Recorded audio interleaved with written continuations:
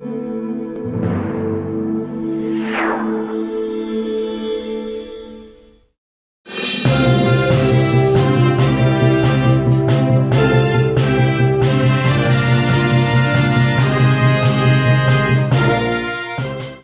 heureuse de vous retrouver en ce début de semaine, mesdames et messieurs.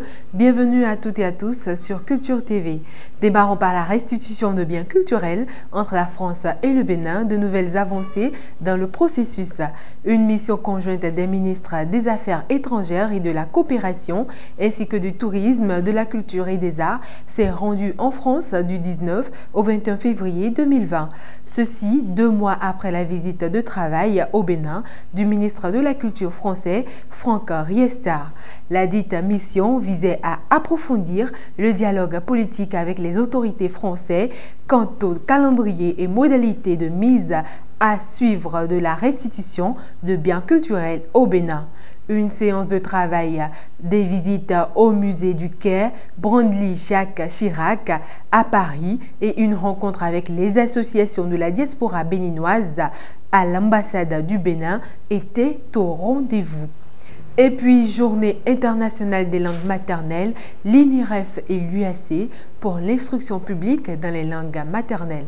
Dans le cadre de la célébration de la Journée internationale des langues maternelles, l'Institut international de recherche et de formation INIREF et l'Université d'Abomey-Calavi ont conjointement animé un mini-colloque ce vendredi 21 février à l'amphi Khoudégbé de l'UAC.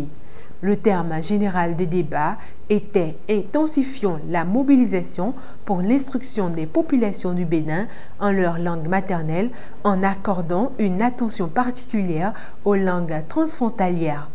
L'initiative s'inscrit en droite ligne de la volonté des acteurs de l'Université d'Abomey-Calavi et ceux de l'Institut international de recherche de la formation de promouvoir la diversité linguistique et culturelle en insistant sur l'importance du multilinguisme dans les sociétés africaines.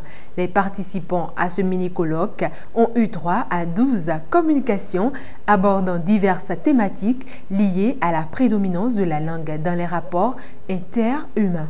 Rencontre littéraire, le sens des vers avec Esther Doko.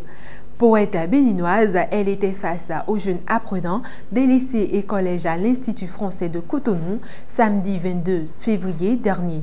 Cette rencontre initiée dans le cadre de la présentation de son dernier recueil de poèmes intitulé « Mémoire d'horizon » a permis des échanges fructueux sur la poésie.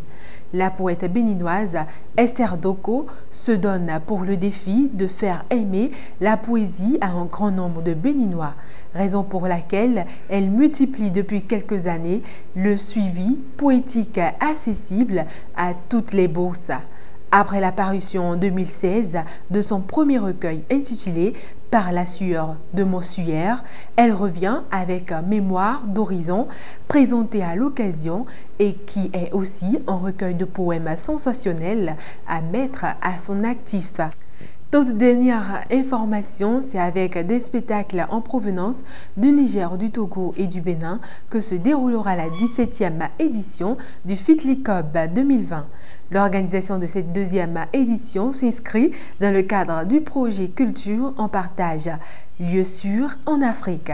Sur financement de la culture Mayton Promo, ce spectacle sera appuyé d'une variété et se tiendra du 10 au 14 avril.